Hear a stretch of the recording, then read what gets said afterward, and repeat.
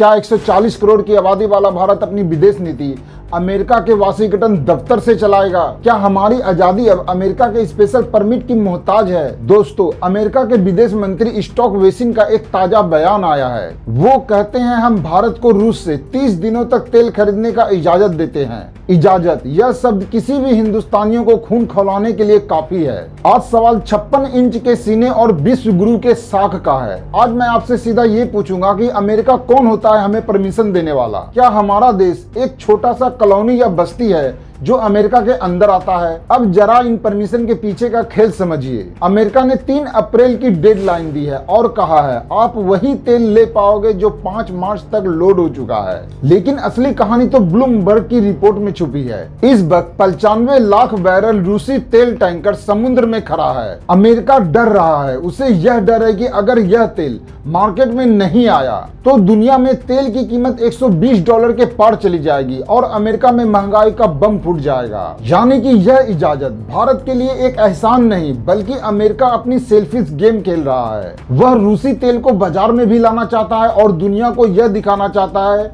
कि वही big boss है। यहाँ एक सबसे बड़ा सवाल उठता है, क्या हमने कभी रूस से तेल खरीदना बंद किया था? 2025 से हम 1.4 मिलियन बैरल प्रतिदिन ले रहे हैं। जनवरी फरवरी में थोड़ा कम हुआ लेकिन रुका नहीं। तो फिर 30 दिनों का नाटक क्यों? यह सिर्फ एक हवाबाजी है। अमेरिका तो अपनी इज्जत बचाने के लिए शब्दों का माया जाल बुन रहा है। लेकिन दुख इस बात का है जब हमारी संप्रभुता पर ऐसा बयान आता है तो नेताओं को इतनी चुप्ती क्यों? कूटनीति अपनी जगह है, लेकिन जब बात नेशनल प्राउड की हो तो खामोशी को रणनीति नहीं कहा जा सकता। दोस्तों, रूस का तेल हमारे लिए सिर्फ एक ईंधन नहीं बल्कि हमारी अर्थव्यवस्था का ऑक्सीजन है। हम अपनी जरूरत का 88% तेल निर्यात करते हैं। रूस हमें डिस्काउंट देता है जिससे आपके और हमारे पेट्रोल और डीजलों के दाम काबू में रहता है। आज हम अगर अमेरिका के दबाव में आ जाएंगे तो हमारे देश की महंगाई 7वें आसमान पर पहुंच जाएगी। रिश्ते बराबरी की होती है, गुलामी की नहीं। अगर अमेरिका को हम डिफेंस पार्टनर के तौर पर चाहिए तो उसे हमारी एनर्जी सिक्योरिटी का सम्मान करना ही होगा। निष्कर्ष साफ है, भारत की विदेश नीति का रिमोट कंट्रोल वाशिंगटन में नहीं बल्कि दिल्ली में होना चाहिए। वो दिल्ली जो 140 करोड़ भारतीयों ने चुना है। हमें अमेरिका से दोस्ती चाहिए, लेकिन दोस्ती हमारी आत्मसम्मान की कीमत पर नहीं।